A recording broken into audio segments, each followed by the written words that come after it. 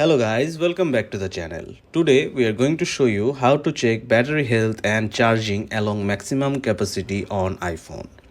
The battery health screen will show you information about your battery's capacity, peak performance and whether it needs service. You can also see your battery usage information for the last 24 hours and up to the last 10 days.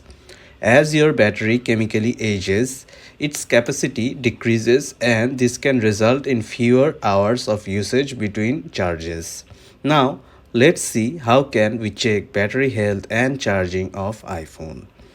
First, you have to go to the settings app. As you can see on the screen that we have already opened the settings app.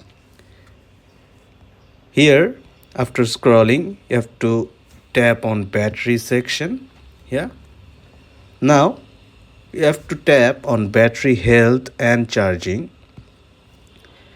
Here you get to see overall status of battery health. That's how you are going to check the battery health and charging alongside maximum capacity of an iPhone. Thanks for watching. Do like and subscribe for more videos.